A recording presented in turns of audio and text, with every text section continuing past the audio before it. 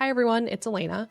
You're about to hear the second annual year in review episode I recorded with Marc and V from the Sleeping Barber podcast and Conor from That's What I Call Marketing. We will be back with our regularly scheduled programming next week. Happy holidays and enjoy. Marketing Architects. Hello and welcome to the Marketing Architects, a research-first podcast dedicated to answering your toughest marketing questions. We've got Conor and Elena joining us, along with V, to do a year in review. Conor and Elena, welcome. Do you guys want to just do a quick intro of yourselves? I'm Elena Jasper. I work at a TV agency called Marketing Architects, and I'm also the host of a podcast called the Marketing Architects Podcast. Which is awesome. It's a great podcast. I love the nerd alerts, by the way. Yeah. Oh, thank you. I'm Conor Byrne, and I'm based in Ireland, and I host That's What I Call Marketing. I'm wearing my That's What I Call Marketing Christmas jumper. That's what I call the Christmas jumper. So there's only one available in the world, but I'm going to start doing them next year. We're going to raffle it off. Charity auction afterwards. Next year, it's going to be merch. And, hey guys, you do an introduction for us, for people who are listening to our podcasts. Yeah. V, go ahead. Sure. I'm V. I am 45 years. No, just kidding. I lead the media and digital marketing division at one of Canada's largest telcos, but also co-host the Sleeping Barber podcast. And I'm genuinely really excited to be here. Marc, over to you, buddy. I'm with him. The other co-host of the Sleeping Barber podcast. Yeah, really excited about the year in review to do it again with you guys. I got a joke. Oh, okay. Go. An American, a Canadian, and an Irishman walk into a bar. The bartender asks, "What will it be?" The American says, "I'll have a whiskey neat, and let's optimize that pour for maximize ROI. Okay. The Canadian asks, "Make mine a Caesar, eh? But only if it comes with a meaningful connection and measurable results." The Irishman grins and says, "I'll have a Guinness, but first, let's split test that pour for head retention. Can't make a decision without the data." The bartender sighs. "This round's going to cost me my whole marketing budget." Oh, man. Not very good, eh? Ba-dum-bum. Oh, wait, where's the sound effects? These are new.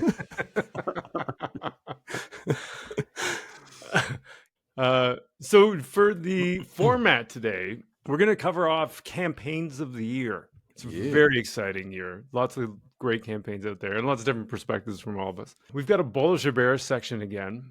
Backed by popular demand. Backed by huge demand. So much demand for this section again.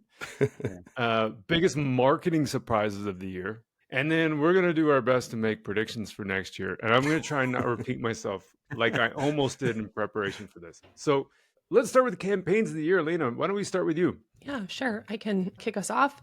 I will say this was not easy to do, so I leaned into my subjective opinion here. The best kind. Yes. And I chose Budweiser bringing back the Clydesdales. So I was one of those people who immediately noticed when they weren't in the Super Bowl in 2023, which is a crime because they are one of the best distinctive assets out there. Totally. Did you know? I did a little research here. In order to become an official Budweiser Clydesdale, you as a horse have to be at least 4 years old, 18 hands tall, which is very, very big, weigh between 1,800 and 2,300 pounds, be bay in color, have 4 white stockings, and have a white blaze on your face. That's probably only 1 out of 10 Clydesdales. So, What? Right. Wow, I never knew that. This is like the elite of Clydesdales. Yeah, it feels unfair to the other Clydesdales. I'm sure somebody's going to have What an about issue. the EDI of Clydesdales? I like to think of it as brand standards. Okay, that's too much. That's fair.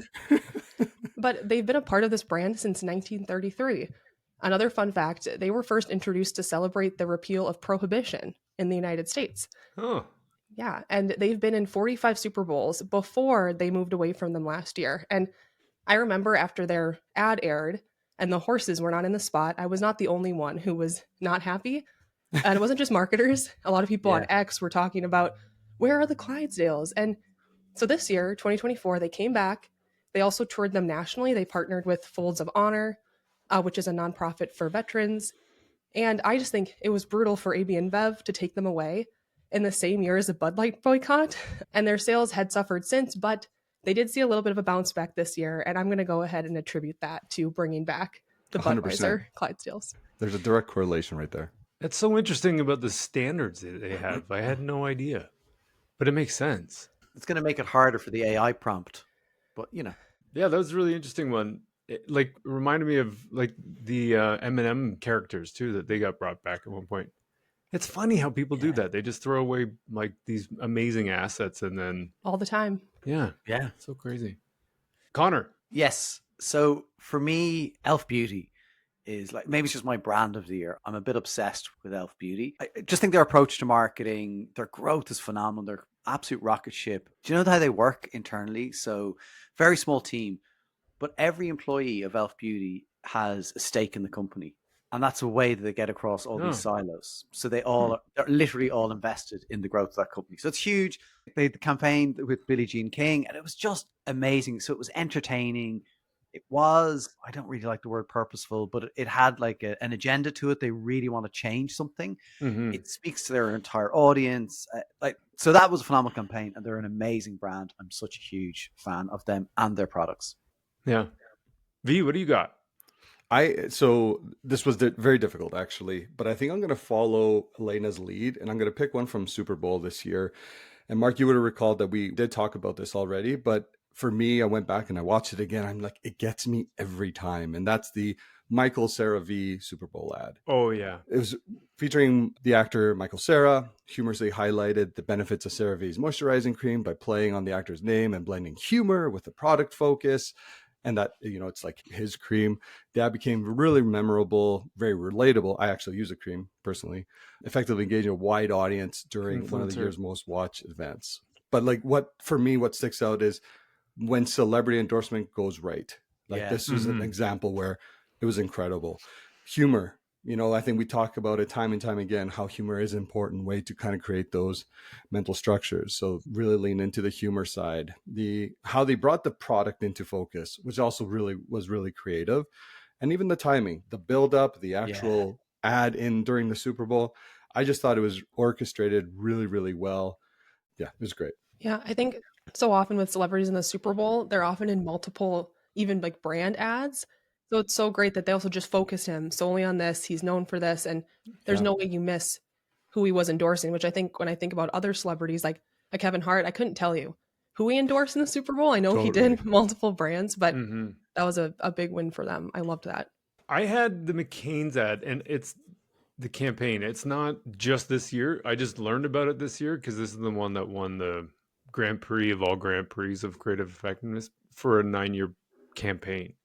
So to me, this was a fascinating campaign. In particular, not only because of like the execution, it was like there's a great backstory to it. I think around the 2008 period, McCain's chips, it was a UK-based campaign. Frozen French fries were declining in sales. Private label from companies like Tesco and all those kinds of brands were like replacing and taking up store shelf space. And so they had to do something. They created this campaign rather than focusing on some of the things. Connor, you had a guest on talking about challenger brands. It's almost like they became a challenger brand where like all these other brands are like happy families eating French fries. They did like real world, which are moments around like, I think they call it tea time, which to me means dinner. And so they built these ads out around like real families and that kind of stuff and did it for 9 years.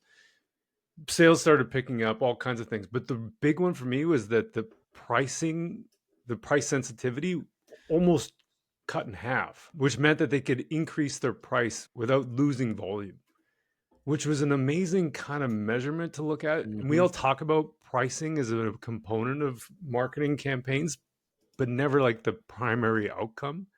So profitability goes up like tremendously when you can do stuff like that. So for me, it was one of those ones where I'm like, oh, that's really cool how the outcome is something so much more than like how many impressions we get, a whole bunch of business effects over a long sustained period of time, which to me was a really cool outcome. And the fact that they stuck with it long enough for it to have those effects, because they're not going to happen in the first 6 months. Yeah. And that went through like the COVID pandemic and a whole bunch of other like issues with economic pressures and all those kinds of things. Like it wasn't just a single like short 8-week window. And their chips are like more expensive. Like than the own brand, they're at least twice the price, at least. And so it's brand power. So that for me was a really cool result. And it was, like, as I said, it wasn't just a single year thing, but So let's move on to bullish or bearish. Let's talk, like we talked about this last year in a couple of categories like resurgence of marketing, mix modeling, AI and marketing. And no surprise there. I think we were all in agreement that we were bullish about AI and marketing. Elena, you guys have done some really cool things with smart targeting, with leveraging AI, which I think was really interesting because who knew that would be a thing 2 years ago? And now all of a sudden it's a totally practical thing to do. And so this year we have a couple of new topics, newish. Conor, we're going to start with you with the value of influencer marketing. Bullish or bearish? I'm bullish on it. And Sorry. That wasn't your inside voice, Pete. Sorry, that was not my inside voice. Go, Conor. Sorry. You said pick a side, V. So I got to go to an influencer event in London during the year, and I've had views on influencer, and I've done stuff before, and I've kind of been probably a little bit skeptical in places, maybe a bit like UV. And I saw this event, and it was phenomenal what the brands there were talking about and some of the ways they're approaching influencer marketing. And so what I think the problem probably is with influencer marketing is people think there's just kind of a one size fits all, or just it's a silver bullet, and it's just not. And it's the brands that are being successful with it are brands that are using a lot of, I hate all these words, but micro influencers, more nuanced influencers. So that idea, which is get this big person to do this thing, and that's great. Like, it just doesn't really work. Like Spotify have something like 18,000 influencers. Right. That they were right. So they're working with all these people. And so that to me is the incredible opportunity for brands in the influencer marketing space. There's companies and platforms that are helping you measure it more.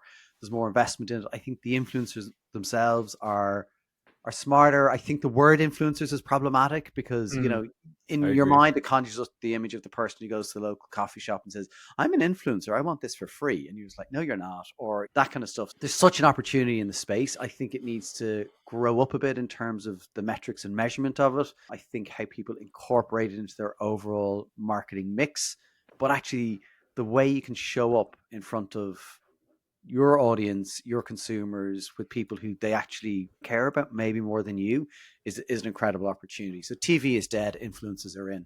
I'm joking. Oh, wow. I was looking at Elena there. What did he just say? I just feel like Elena has to come in now. Yeah. We can have both. I think they probably complement each other. No, we have to decide. It's one or the other. You're either with us or you're against us. Well, I would take TV every day then. But I agree with you on, I agree with you on influencers. And I think if they could be evaluated maybe even more on Cialdini principles like social proof and liking, they're probably doing more for your brand than just those immediate sales they're driving. And I know that micro influencers are becoming more popular, but there is some value of reach there too, because even with a micro influencer, you're hitting people that aren't exactly in your core target. Not everyone who follows them is going to fit an exact demographic profile. So I like a lot about influencer marketing. There's a lot to like, especially on the content production side. Like you can, if you have solid brand standards, especially, and give people some guidance around what you're looking for, like the Clydesdales, not that you give them cameras, but they couldn't hold them. That would be a problem. But to have that idea around what you want from the brand and give an expectation around that, and then have an army of people producing content, like that's kind of interesting. Yeah. Yeah, Elena, let's stick with you. Let's go to targeting first party, third party, zero party, every party, contextual targeting. Like, what's your take on targeting? Bullish or bearish? Yeah, so I wasn't entirely sure how to answer this because I am bullish on certain types of targeting. I know you hate when we do this, but I'm bullish on. I love this. It's me that hates it. They're so different. It's hard to say, like, but I'm bullish on certain kinds, like first party data, contextual. Bearish on more third party data. But I love the debate in general. I think it's so fun. And our agency, we have a view on targeting that apparently is kind of contrarian, but I think I don't really see it as contrarian. So first of all, we test all kinds of targeting. So we don't just blanket exclude any type of targeting with TV. It does depend on the brand. However, I've just seen time and time again that first party data and contextual outperform third party every single time for TV advertising.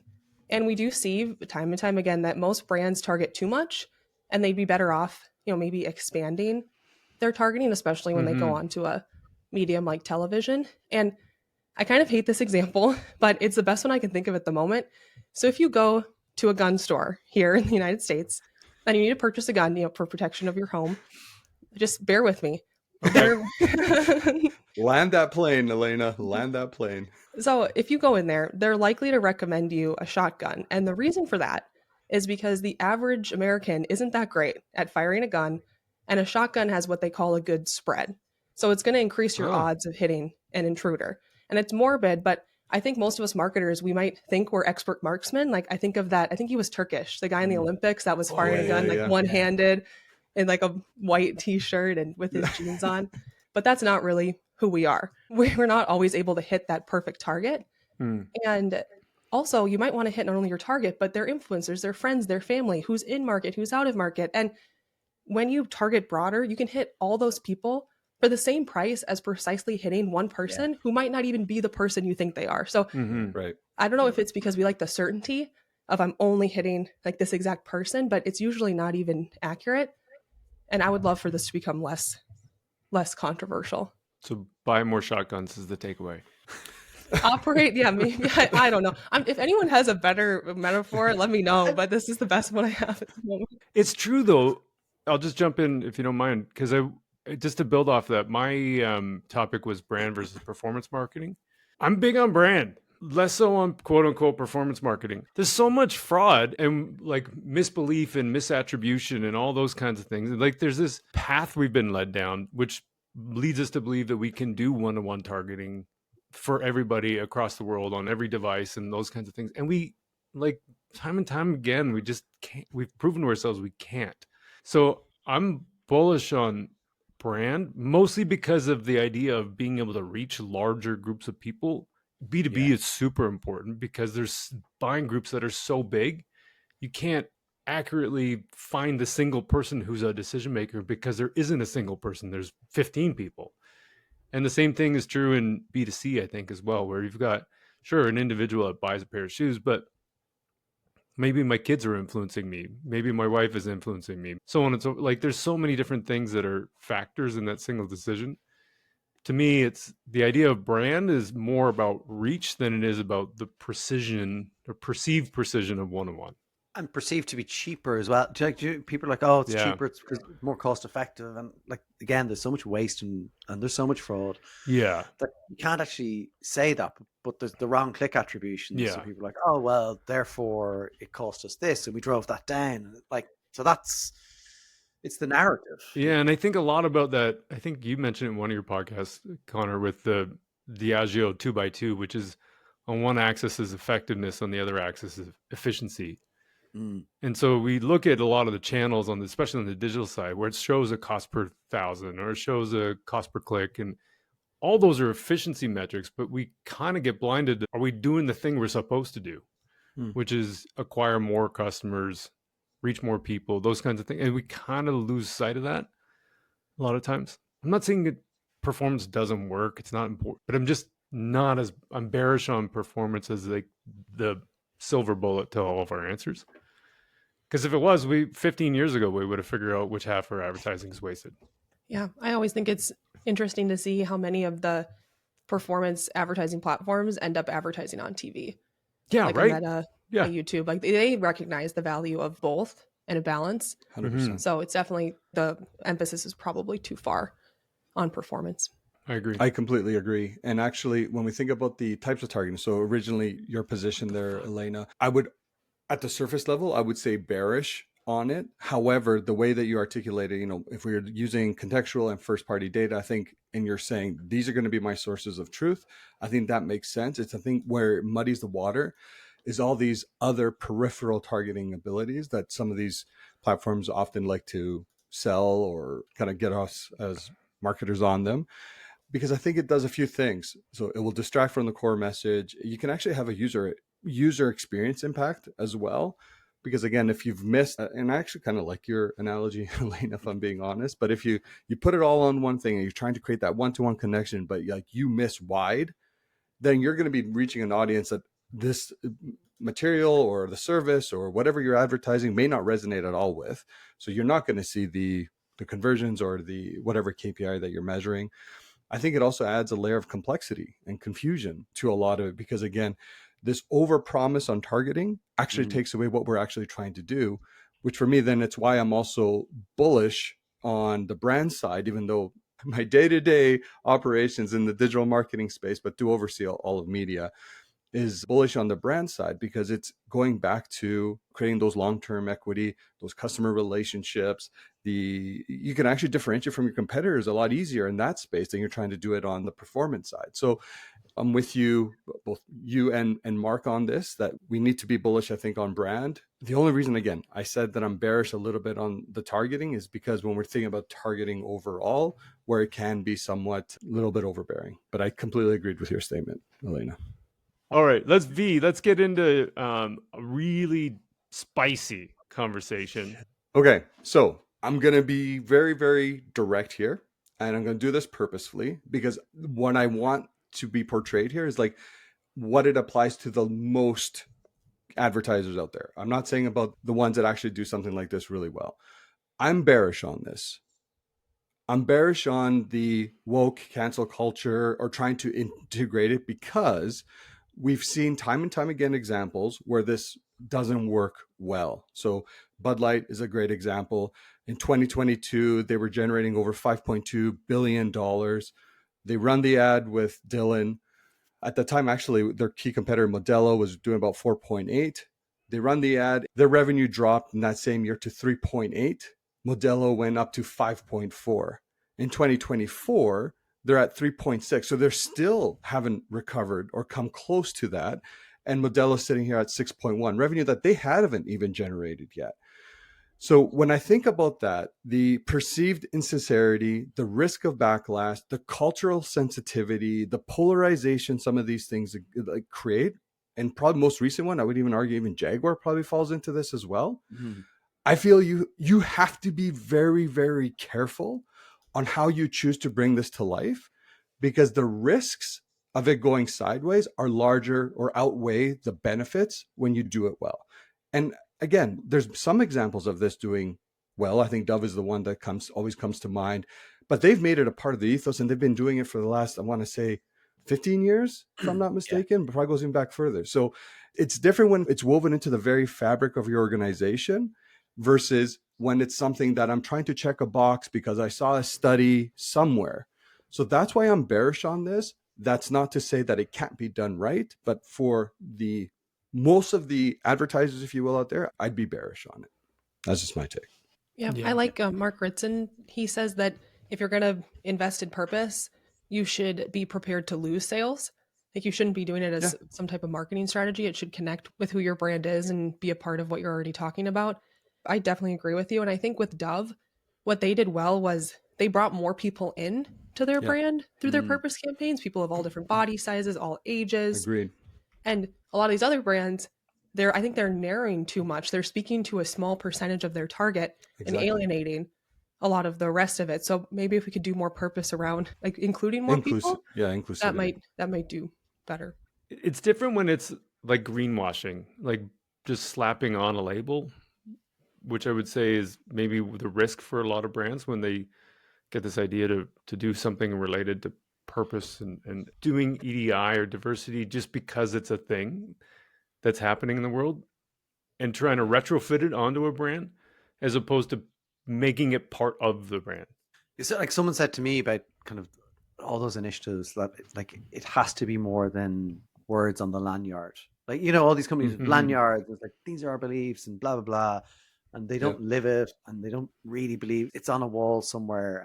And that's the starting point for it going wrong. Because then if that shows up in communications, it's you're on like a hiding, and deservedly so. Like, you got brands who are founded on, like we talked about, on those great principles. I don't think it means a brand can't go there, but to your point, Pete, like, there has to be a real reason for it. It has to be meaningful. It has to just be associated with their brand. And, you know, and they're doing it, as you say, Elena, like, they're willing to lose to win. Let's talk about marketing surprises for the year. Maybe, Elena, we can start with you. What was one of the, or a couple of the biggest surprises that you've seen this year? So I've got one that was like I think a surprise everyone would experience, and then one that was a personal surprise for me. The more general one is we had a big election this year in the United States, and something like over 70% of ad spend was on TV. Mm-hmm.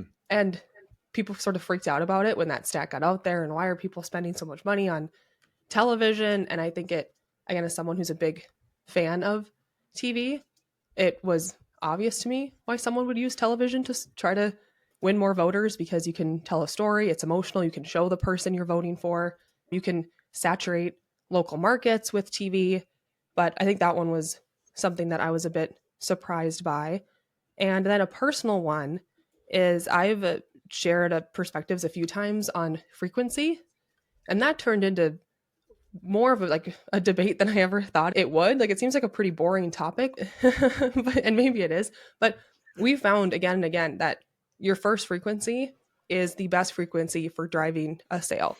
Mm-hmm. And that is not a popular opinion among a lot of digital marketing platforms, because they want you to spend a lot of money on their platforms, and they usually push you need 6-7 frequencies to make a sale. And again, we see your first frequency is your most efficient. That doesn't mean you can't make sales later on. That doesn't mean you should have one frequency. That doesn't make any sense. It's not even possible.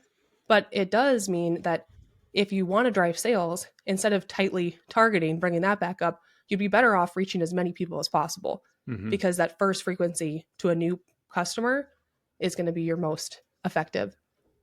I hope I answered these questions right, but those are two different ones. Yeah, totally. I mean, the ad frequency thing is super interesting. Even the TV spend, the election campaign was really interesting too. But the ad frequency one, I like, for whatever reason, I've been watching. There's stuff like ad spots, like in a 2 or 3 minute ad set. I see the same ad oftentimes in the same, and I'm like, why would you do that? I mean, extend that out a little bit. Like, it's me, I saw it twice. Now it's almost like wasting the spot, one of the two spots, because I've already seen it once in the same ad set. And so, like by splitting that out, even within like an ad set into 2 or 3 different ad sets, but 2 or 3 of the commercials into 2 or 3 different ad sets, like, you're just going to reach more people. It just makes sense when you think about it, like from a very granular perspective. Yeah, I think everyone who watches streaming can probably relate to that. And it's ineffective, and they're not meaning to do it, but there's a lot of issues with like cross-platform measurement and how they all speak to each other. But there are ways to prevent it and reduce it. But yeah, it's a huge issue. And no, it's not effective to see the same ad 10 times within like the span of 20 minutes. It's not helpful. Or in retargeting, seeing the same ad 30 times in a week, like, I've bought it. I've bought the item. Conor, what have you got for surprises? So the pre-testing debate that went on earlier in the year, unsurprisingly, Mr. Ritson was involved with it. But Peter Field weighed in as well. And kind of the point of view was that, like, you're an idiot if you don't pre-test. Right. And Ritson, who says he doesn't have any investment in System 1, kind of came in and says they're the best at it. And I'm probably misquoting him, but like, he was really defending them. But for me, the problem with it was, if you're a big brand and you can afford pre-testing, brilliant. But if you're not and you can't, that's a problem. And so in the article, and he showed an animatic that Carlsberg did for an ad, and they pre-tested it, and it helped them decide how to make the finished ad. The animatic itself was almost good enough to go on TV. Like, it was phenomenal. It was so good. And so again, you're talking that level of Carlsberg, global brand, big budgets. Of course they have those budgets. So like, that was I don't disagree with pre-testing, and there are more platforms coming out now that are making it more accessible. Like over here, we've got Red Sea Research that have their Red Star Direct platform. It's like a couple of grand. So it is getting there. But I just felt it was too black and white for me to say, yes, that is, the only thing to do, and there's no alternative. So that was my kind of thing. I wasn't surprised that there was a debate about it, but I just felt it was too one-sided. So I can speak to like pre-testing a bit, because we pre-test all of our commercials, and LLMs have just totally changed what you can do with pre-testing. I mean, we used to, and we still do occasionally, but we used to run huge surveys, panels of real people. And when comparing that to results from an LLM like Claude or ChatGPT, it is more accurate, unfortunately, for people that run those big survey companies. We're able to pretest now. We have a pretesting tool that actually doesn't require animatics. You can pretest now from the script for a TV spot. And like there's very few brands and agencies doing that right now, but I think LLMs are going to completely democratize. Also, we just ran a brand study for our agency, and we still ran it through a traditional platform panel of people. Then we also ran it in an LLM. It was like 95% the exact same. Scary. Like, frankly, just terrifying. So there's lots of fun stuff to think about there. And I think that's like John and Pete talked about that with Evidenza with their synthetic research, that there was 95% or 90%, and they were focused on the percentage. They're like, well, actually, you'll make the same decisions. So I think that's where it's going, I think. And then maybe the likes of System Ones who do charge more, how are they going to adapt? I'm sure they're well able to, because they're a smart company. But anyway, it's an interesting space, and I just felt it was a bit too one-sided, and there's only one answer. But it's going to be different this time next year. I like that you brought up Evidenza, because the one thing that I heard collectively when on yours and when he came on and talked to Marc was just around the speed. Like sometimes they'll get pinged on the Friday from an organization, and they'll have the research inside of the inbox on Monday morning, right? Yeah. Because they're trying to prepare for a board meeting or things like that. So that, for me, I think is what's going to change and usher in this new era. I see a System One adapting, probably having a LLM version of that, but then it's like, you want to go deeper, it's going to cost you more. This is what we're going to get, but you'll be able to be validated likely through the LLM instead. But yeah, it's really interesting to see how this is going to continue to evolve. Yeah, and the challenge would be that like System One, they're going to be able to build an LLM based on all their historical data. Totally. We have 20 years of historical data of TV performance. So Conor, like if a brand doesn't have that, then it's not as easy. You can still try it, but without that custom data, it's not going to be quite as accurate. So I can see how people might be more wary of that. V, what do you got for surprises? I have to say my biggest surprise has to be Jaguar this year overall. The relaunch of a brand platform, the way they went about it, the controversy that it's actually generated, and it's divided the marketing community like through and through. But I think, again, Marc, we talked about it literally a couple of weeks ago, if I'm not mistaken. I think like the spokesperson, the creative director, he's been defending it, Jaguar, by saying things like Jaguar has no desire to be loved by everybody. Controversy has always been surrounded British creativity when it's at its best. We're delighted to have your attention. I hear these things and I can see it internally. They may be able to turn that around and create a rally cry. The world's against us. Let's go all in. Here we go. But the way they went about this, they didn't launch the video with the car up front. Then we got some renderings of the car, and it's supposed to launch, in 2025. They launched it in the art show, the Miami Art Show, or I don't remember exactly what it was called. It just feels like they're really digging their heels into this and going opposite of what would be expected. But everything that we've come to learn about, distinctive brand assets and things like that, they're literally just like throwing it out and say, we're going in a completely new direction. So I don't have an opinion in terms of saying like, will this work or will this not work? All I'm saying, for me, it's like the biggest surprise based on the literature, based on things that we've come to know as marketers, in an approach of this caliber, a total rebrand, gone all the way to the side where they've actually deleted all images on their socials of any previous vehicle or anything like that. Like, it's phenomenal to see how they're approaching this. And for me, it's by far the biggest surprise. Fair enough. Mine, similar to what some of the things you guys actually have said already. I have System One in here. I have Harris Trump campaign, and I have Jaguar. But the thing that's surprising to me is we talk so much about how people don't think about our brands. These kinds of examples come up, and there's this visceral reaction of a lot of times anger, frustration, hate, whatever. Yep. And then you're like, do people really not care about brands? Maybe they do a little bit. Like, that's the surprising part to me, is more just how, and maybe it's venom. I don't know exactly what it is, but there's definitely more people than I would have thought that care about even the Bud Light campaign, like that you brought up earlier, B. There's a definite negative reaction to brands, maybe not so much the positive. Yeah. And so that's a surprise to me. Maybe that's part of the take on this, or the insight is like, and Bud Light's a good example that you brought up, V, because you have to be careful with the brand. People can flip and be really angry about it. But if you're doing a great job, you may not know as much about how great of a job you're doing until you make a misstep. would we, any of us, be surprised in like 6 months, or maybe when the car launches and the sales are so soft that all of a sudden the creative director, the marketing department, like that's all been like moved out of the company? Probably not, because this seems like, even though it's being portrayed like this is a company decision through and through, we'll see when it gets to the point of sales and the sales aren't coming in, who's going to actually pay for it, and it will likely be the marketers. They created attention. Like you look at it, and like there's so many bits they did. You become like, why did you get rid of some of those beautiful assets that you had? But like they managed to create a huge amount of attention, which is really hard to do, because to the point, like people don't care. Was that the most intentional thing that they did? Because none of this is in any way anything less than a massive departure from where they were before. And they've been working on it for, is it a year and a half they've been working on this? Or did they just get so caught up in it internally and they never, I don't know. Like, I just don't know. My only thing here is like they created attention, but they created attention in the marketing community. Did they create attention in the car community? And I think that's where this kind of falls off a little bit. And again, I don't want to use my focus groups and things like that, but like there's a lot of car guys, if you will, that like to chat. And I brought the whole story to them. They hadn't even heard of this. So like that for me is like the biggest concern is like you're creating buzz, you're creating attention, but it's the right attention?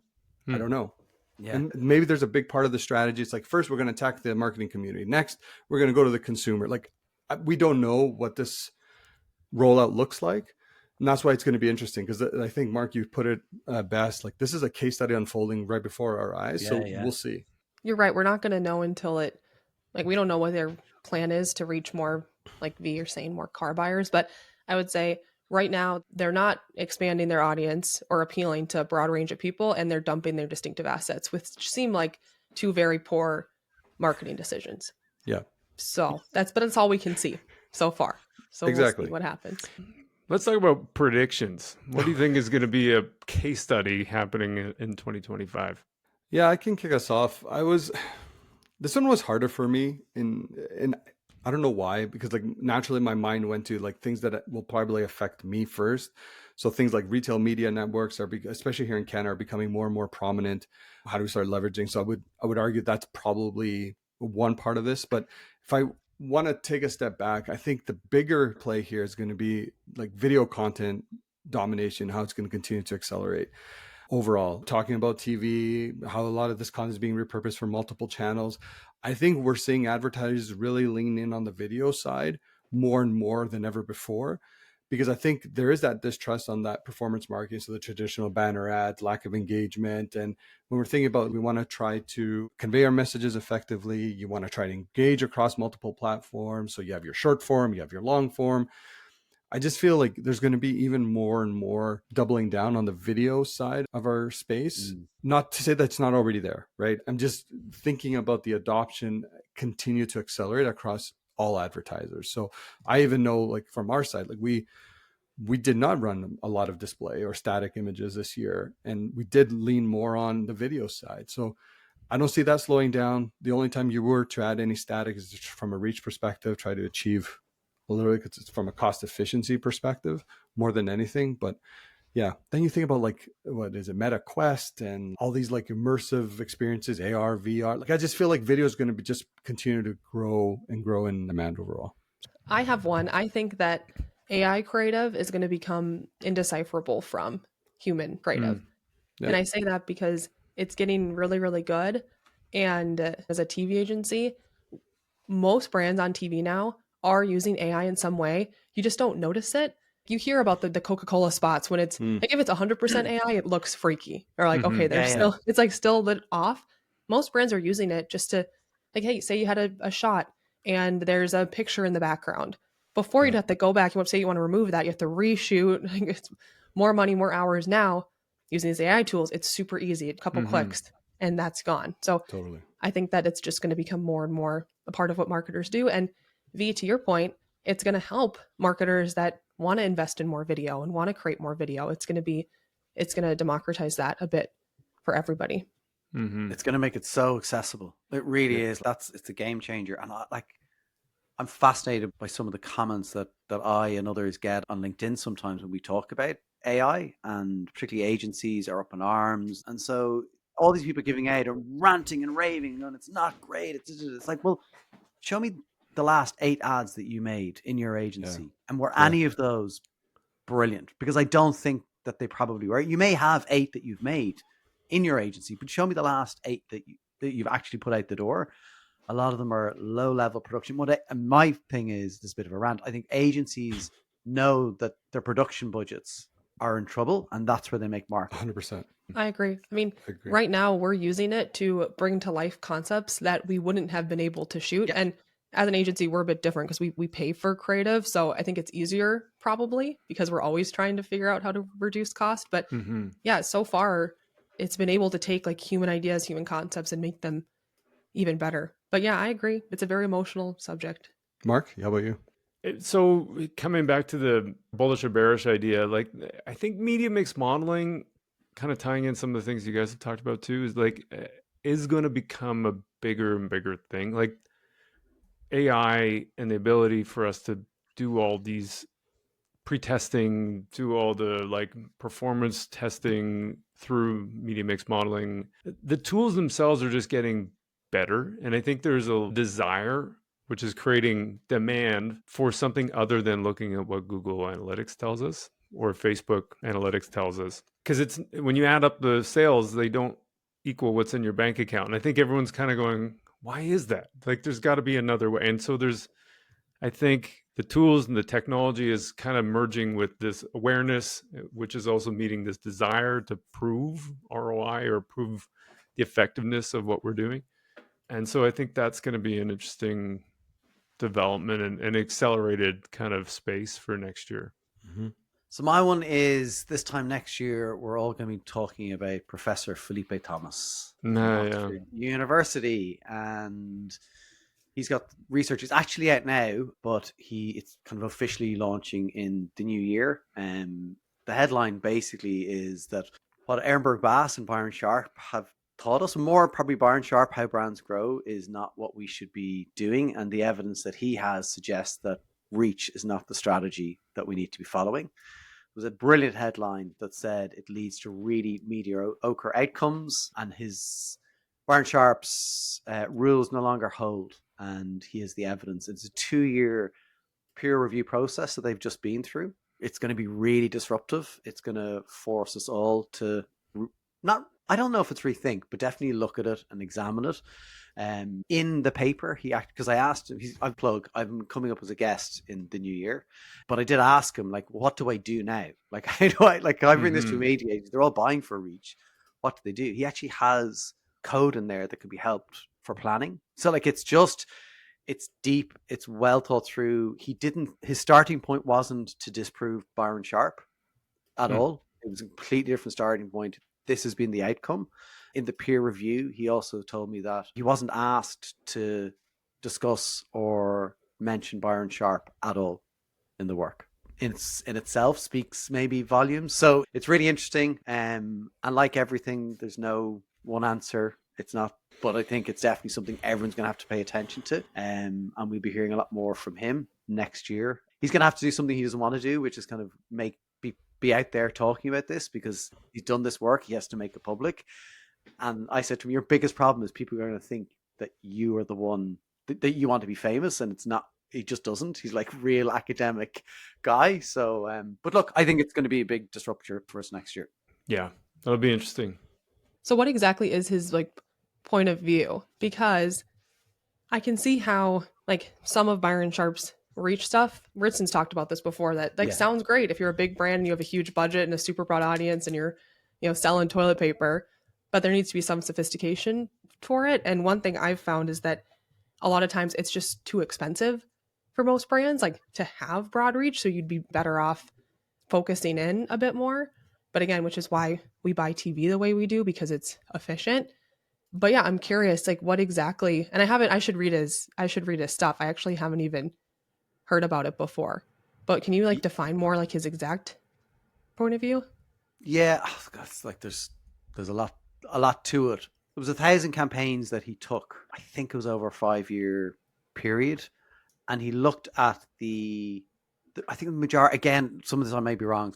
The majority of them were the media was bought on reach, And he said that the outcomes that they had based on the modeling that he was able to do, again, getting real scientific-y on me, was like something like 2% like increase on business effects, when they could have potentially led to, I think it was something like 15% of business effects if they had been more category specific effectiveness strategies applied. So not just like broad reach, that we want to reach everybody in the market. So his original title for the paper was No Silver Bullet. And so it's a bit like what Karen Nelson Field has been saying, is like not all reach is equal. So it's a bit of that in it as well. And what lots of people have done is taken Byron Sharp's work. And he's actually said, what even in the scientific papers from Ehrenberg and Bass, they haven't said a lot of the stuff that Byron Sharp has gone into, right? So they've said that it's more nuanced than this. And he's kind of gone in, and again, headline for him is buy on reach, right? That's the strategy. And he said the problem is people have taken that as a gospel and applied that blindly to everything they're doing. And he goes, it's just that it's not that simple. And so this is more kind of, it needs to be more nuanced. I actually said to him, I said, when I talk to you guys would say to me, not a lot of people in North America know this work. And I was like, they're at a huge advantage right now. Yeah. they haven't been using this. So I have the paper downloaded. I'll send it all. Like, it's 69 pages of like scientific stuff. You know, we had a conversation about it too. And some of the notes that I had from that chat were, the takeaways I had were all reach isn't equal, which was the same as Karen Nelson Field. Yeah. Which I think Byron also agrees with, though. This is the part where like it's a sensational headline, because we asked him about sophisticated mass marketing, and his take on it was, well, it's not just about reach. It's about reaching as many people as you can within your market and your category, and not artificially segmenting the market. And so in some ways, I don't think they're different, but the headline is so like such a shot across the bow towards the Ehrenberg Bass work. Optimal media mix, another one, is optimal media mix is dependent on consumers within the category, which isn't different from the name Fields work, I don't think. I think it's complementary to that. Consumers are polygamously loyal. That's the same as Ehrenberg Bass. And then one of his other takes I got was influencers aren't that influential. Bullshit. Well, this is from Philippe's work. He also says that mental and physical availability isn't accepted by any serious academic. So like there's, I don't talk to that many serious academics. Like we've talked to a few, and Elena, I know you read tons of the papers that are out there. I don't know. Is a funnel seriously accepted by any serious academic? Like, I don't know if that's true either, but we all use it. So like, I'm with you, Connor. I think it's going to create a huge conversation, and I'm interested to see where this conversation goes, but I also don't know that people will read past the headline. And so I think there will be a debate about a lot of things that really aren't that different.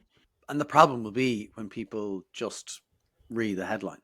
Like Exactly. that's, you know what I mean? It's like, the headline in MI3 was really mediocre outcomes, and so it's like, wow, okay. So, and look, I think from talking to him again, like I'm not defending him, but like the starting point was never disprove what's out there. It was a completely different starting point. For one of their funders was like, well, help us figure out where we fit in the mix. That was the starting point.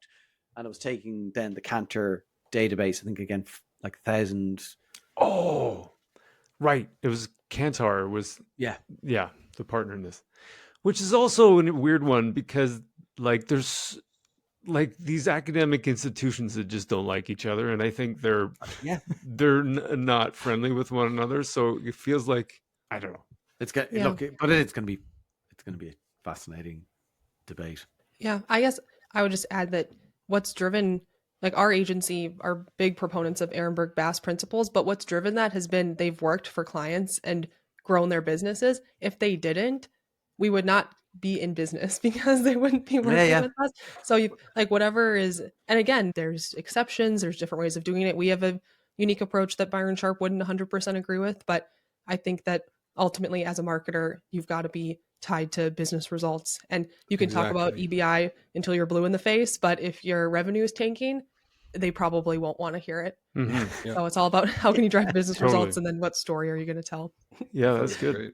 Well, thanks for this second annual, I guess, tradition. It's a tradition now. Yeah. With the flashing lights in the background. Christmas jumper. The Christmas jumper. Yeah. It's great. Snow in Minnesota. This is an audio first medium, but that's great too. Well, thanks, guys. It was really awesome to have this conversation with you again, and lots of great debate. That was productive, I think. Thanks a million. Thank you. Merry Christmas and happy holidays to everybody. Yeah. Happy holidays. That's it for this episode of The Marketing Architects. We'd like to thank Taylor Douros Reyes for producing the show. You can connect with us on LinkedIn, and if you like the podcast, please leave us a review. Now go forth and build great marketing. My internet keeps crapping out, so sorry, guys. I don't know what's going on with it. I'm just tethering off my phone now. It was because of my take on bullish or bearish of the brand versus performance. I'm going to have to go into hiding. Yeah, the Googler's going to come after you. Yeah. Cut your internet. They're listening. Turn off your Google Home. Google is actually just... Marketing Architects.